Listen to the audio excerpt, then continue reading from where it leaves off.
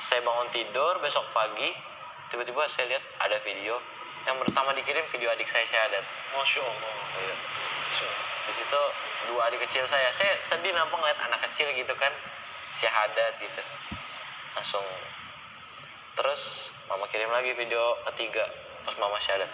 Di situ saya senang, akhirnya saya izin pulang lah sama ustadz di pesantren kan buat ketemu mama sama adik-adik. Pas udah pulang gitu ya seneng lah kumpul-kumpul kan sama mereka, akhirnya bisa gitu kan, karena di pikiran tegar itu ya nanti nggak bisa di surga bareng gitu kan. Iya, Karena kan mama kan gitu. sedih aja gitu tiap malam. Mungkin karena ya buat orang-orang juga sih kalau yang pengen kita ada yang udah mualaf nih buat teman-teman yang lain gitu kan. Berdoa terus deh, insya Allah pasti bisa. Soalnya saya ngerasa tuh dari doa sih.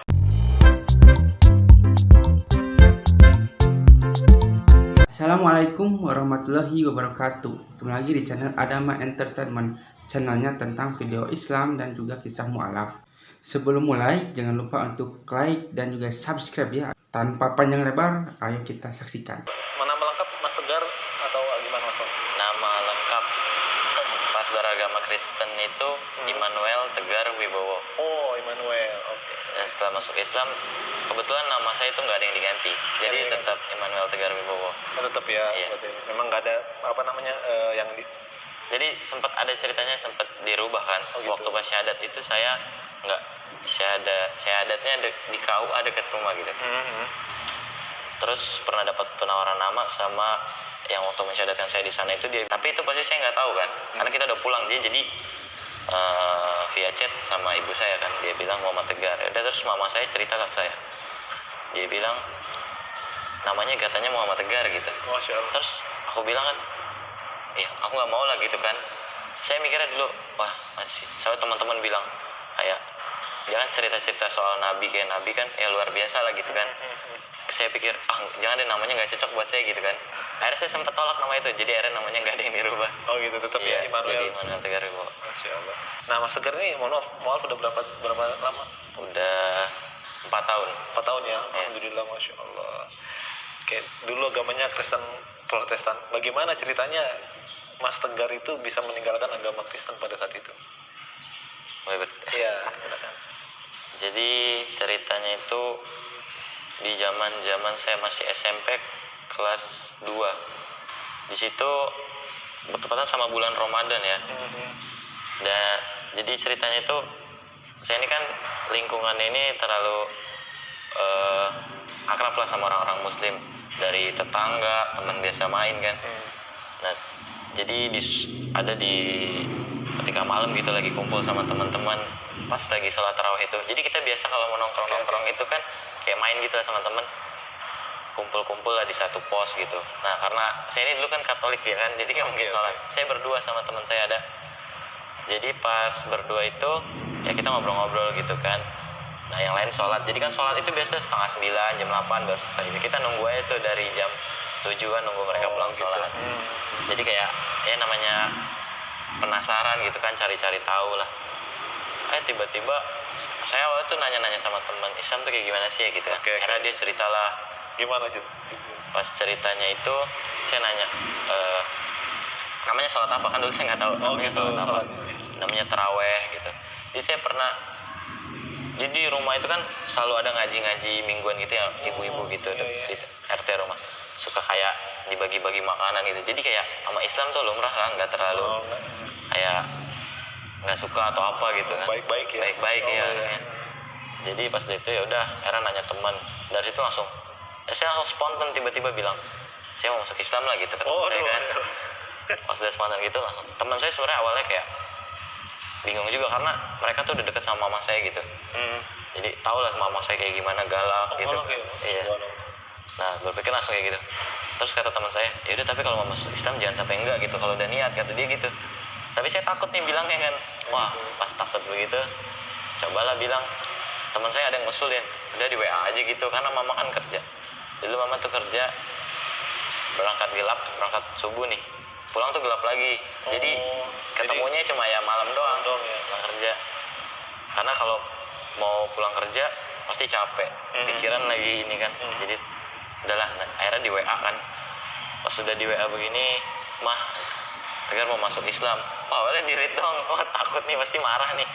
Pas sudah kayak gitu, ya udah, saya ngomong lah sama teman saya, nginep lah di rumah kamu gitu kan. Jadi, ini pasti dimarahin, ini diomelin. Nah, dan kebetulan di situ ternyata nggak dimarahin. Oh gitu. Malah besoknya ditanya kan. Kebetulan besoknya tuh hari Sabtu, jadi mama libur Sabtu Minggu. Mana kok nggak pulang? Akhirnya pas udah gini, udah pulang lah. Yaudah aku pulang kan. Pas pulang, dia nggak dimarahin. Terus disuruh mandi dulu awalnya, mandi, makan. Oh gitu. Pas ya mandi makan udah rapi nih, udah bebenah. Terus diajak ngobrol gini kan. Kenapa mau masuk Islam? Saya dulu bukan nakal sih ya, cuma kayak bandel sedikit aja gitu kan. Gimana, jadi mama kan sampai makanya kok anak ini kok ngapain sih masih SMP minta pindah agama kan, kayak masih SMP tuh masih Nggak logis lah. Iya, nggak logis lah kalau anak kecil begitu minta pindah agama. Ya udah cerita tuh awalnya suka gitu. Ya mau karena kan teman-teman Tegar pada Islam ya kan, alasannya yang anak kecil lah, yang ada di pikiran anak kecil. Teman-teman Tegar Islam, terus pengen sholat, penasaran gitu biar bisa terawih bareng atau sholat bareng. Kebetulan alhamdulillah teman Tegar itu di sana ya rajin-rajin lah ibadahnya. Jadi kayak karena rumah deket, ini masjid rumah itu di sana, jadi setiap azan kumpulnya di pos gitu, jadi bisa sholat. Jadi kan kita kayak ya kok nggak sholat gitu kan. Ya kayak terasingi gitu. Jadi ya udah ceritalah mau, pokoknya cerita ya yang ada di pikiran Tegar waktu itu kan. So saling beberapa itu, nggak beberapa hari, bahkan hari Sabtunya itu pokoknya siang disuruh jangan tidur siang. Pas udah gitu bingung kan ya udah nggak tidur tuh nunggu pikiran apa sih udah boleh kan, kita tahu lah ibu kita sendiri kalau ngebolehin kita atau enggak. Disuruh siap-siap, disuruh pokoknya pakai lengan panjang, pokoknya pakai celana panjang rapi-rapi gitu. Terus dia ngajak ke kuburan gitu kan. Belilah, kebetulan ada tukang kembang sama tukang air kembang yang segini-segini tuh. Pas beli gitu turun lah, namanya makam-makam tahun-tahun dulu kan lama, jadinya harus turun-turun ke bawah gitu. Pas udah turun-turun ke bawah, awalnya ini mama nggak cerita mau ke makam siapa kan. Pas udah begitu disuruh bersihin dulu, itu rumputnya panjang-panjang banget ya, makam-makam tahun 2003. Udah berapa tahun kan, disuruh bersihin. Pas udah bersihin itu masih nggak tuh, masih nyabut-nyabutin rumput. Ya jadi jadi di bawah itu ada kayak kampung gitu kan, minta air gitu pakai selang, bersihin karena kan keramik gitu ya, bersihin itu masih nggak. Terus saya begini, tiba-tiba mama nangis gitu kan. Oh gitu. Kayak ini kenapa gitu kan, bingung juga. Akhirnya baru sadar lah, kok namanya kayak saya tapi tulisannya ancur-ancur gitu kan. Pas namanya kayak saya terus langsung ya mama bilang ini papa, dia bilang gitu kan. Oh gimana enggak sedih gitu kan, kaget kan. Tahu pas udah gitu momennya kayak pas gitu, sama Tegar pengen masuk Islam, sama Tegar tahu gitu kalau ternyata oh gitu ceritanya. Pas dia bilang ini papa, jadi mama tuh ya pokoknya jujur lah di situ. Dia bilang papa tuh udah meninggal gitu. Sebenarnya kan dulu kan selama papa tuh ternyata meninggal dari saya 8 bulan di kandungan. Oh berarti Mas Tegar nggak tahu kalau papa bener-bener nggak tahu ya. Jadi mama bilang kerja papa tuh kerja gitu sampai saya umur 7 tahun gitu. Insyaallah.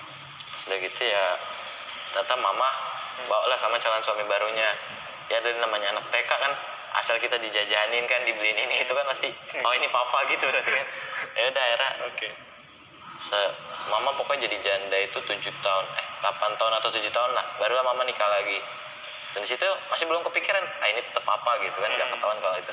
Waktu jalan gede awalnya kayak sadar lah, namanya diejek bukan diejek sih sama teman tuh, kayak dibilang itu papa tiri kan, saya ya cuek-cuek aja gitu kan. Akhirnya pas itu kepikiran juga makin gede, sadar juga kan oh iya terus papa kandung mana gitu kan. Cuma karena beranjak gede kan kita nggak mungkin nanya kayak ke mama bilang ma papa mana gitu yang asli gitu kan, nggak mungkin kan. Pasti kan takutnya semakin dewasa kan pasti mikir takutnya papa tuh meninggal atau ada masalah keluarga atau apa kan, nggak tahu. Jadi jaga perasaan mama gitu kan. Nah sudah gitu ada diam-diam nih, balik lagi ke yang tadi di kuburan. Pas itu dia cerita nih papa, pokoknya dia bilang papa tuh udah meninggal dari kamu kecil gini-gini. Jadi ternyata waktu itu saya umurnya masih 15 apa 16 gitu. Ternyata saya dulu kan tinggal sama nenek ya kan, pas mama jadi janda tuh 7 tahun itu. Jadi ternyata nenek nih kan, nenek udah meninggal waktu tahun 2012. Dia bilang kalau mau ngasih tahu papanya Tegar udah meninggal ini kalau dia udah umur 17.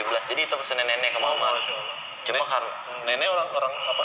nenek Masih Kristen juga. masih Kristen. Oh, gitu. Lanjut. Terus dia bilang kasih tahu, kalau mau kasih tahu tunggu dia umur 17. Kasihan kalau masih umur SMP atau SD.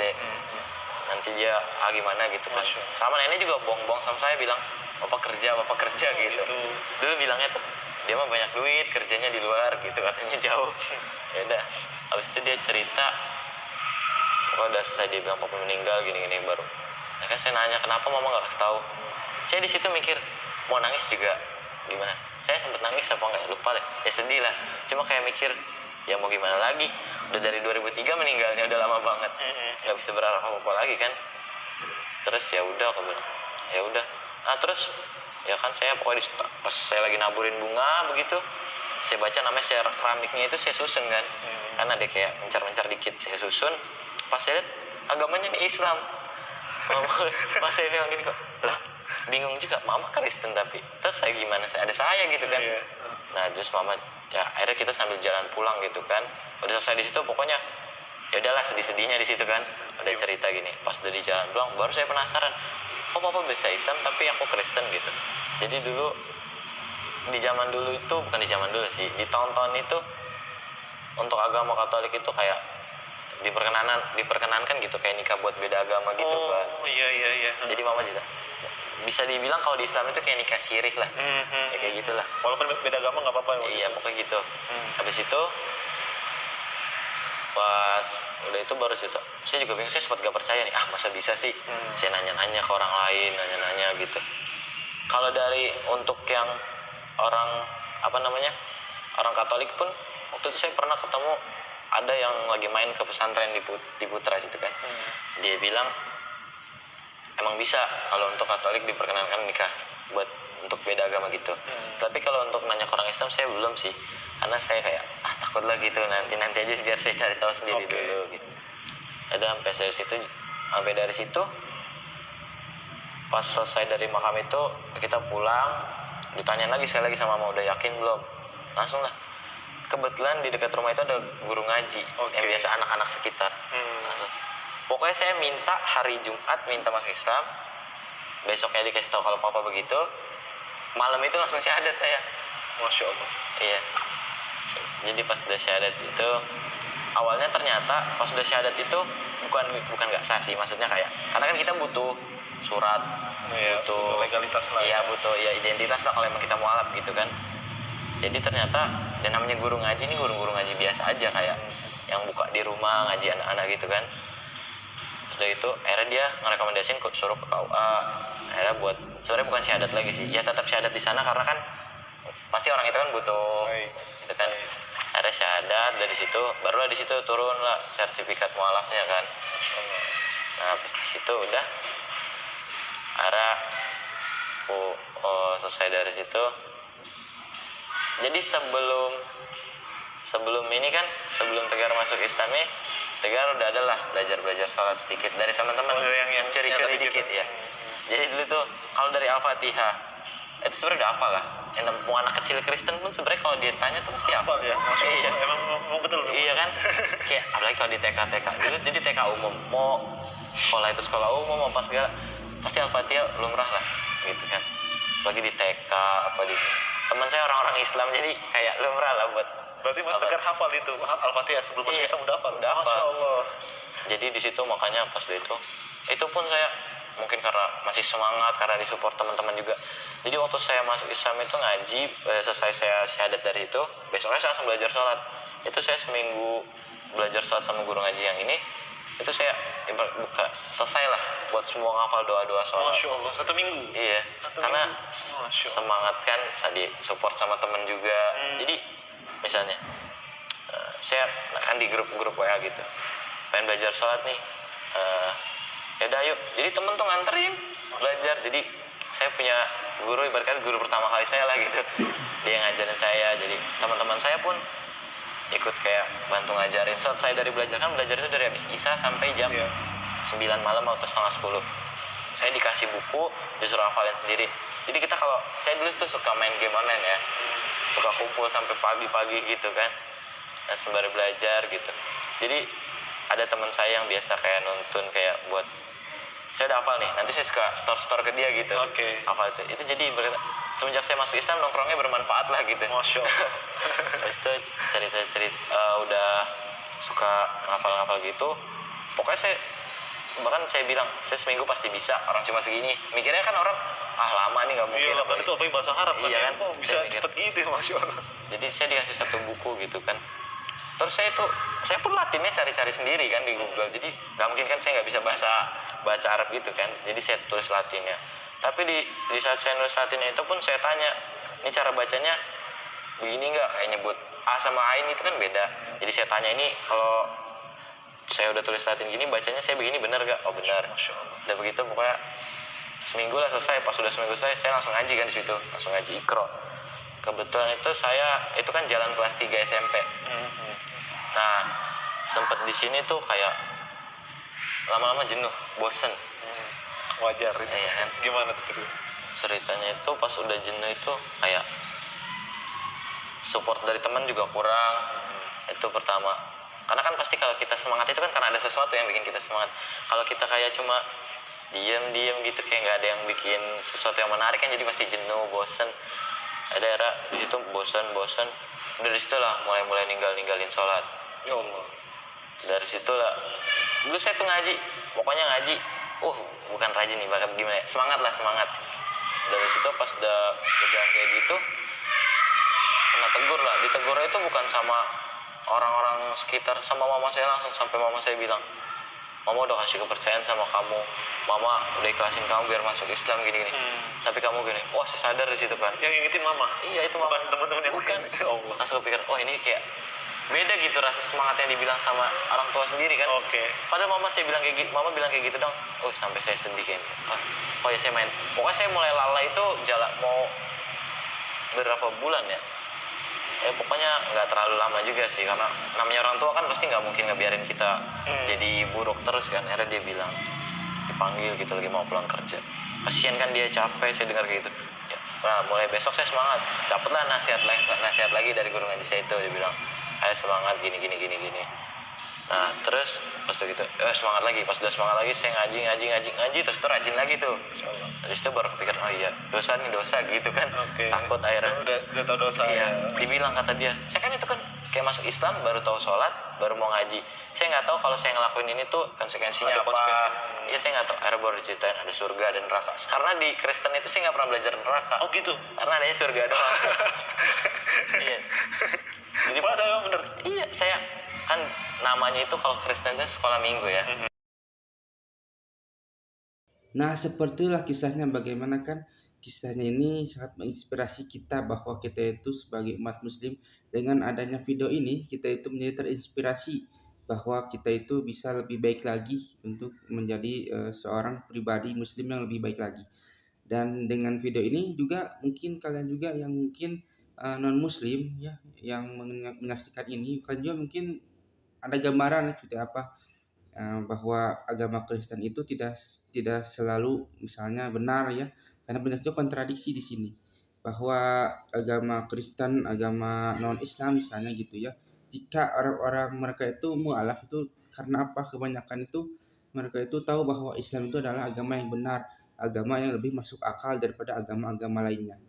Dari mana kita itu bisa tahu hal itu ya, karena kita mempelajari Al-Quran dan mempelajari agama Islam gitu. Kita itu harus terbuka, harus berpikir terbuka, harus maksudnya kita itu harus mencerminkan bahwa kita itu sebenarnya itu Indonesia itu emang toleransi ya, tapi ketika kita dihadapkan dengan sesuatu agama gitu ya, kita harus mengkaji, misalnya agama Kristen seperti ini, agama Hindu seperti ini, agama Islam juga seperti ini, dan beda-beda ya, karena di Indonesia itu banyak sekali agama ya, tapi kebanyakan di channel ini adalah tentang agama dari non muslim ke muslim, dikarenakan agama Islam adalah agama yang paling sempurna di dunia ini. Sampai akhir zaman pun Al-Quran itu berkata bahwa Allah itu akan menjaga Al-Quran sampai hari akhir. Nah, semoga yang menonton video ini bisa terinspirasi ya, dan semakin kuat lagi imannya, terutama agama Islam ya.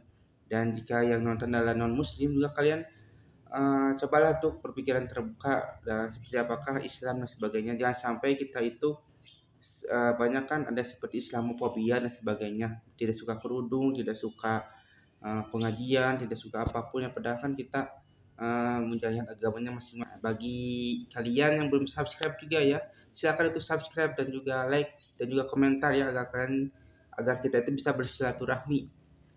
Agar kita itu karena di kolom komentar ini ya di channel ini kebanyakan itu agama muslim dan non muslim itu suka ada ya dan suka ada yang membalas dan sebagainya. Dan jika kalian suka jangan lupa untuk like, komen, dan subscribe ya. Dan nantikan video saya selanjutnya. Wassalamualaikum warahmatullahi wabarakatuh.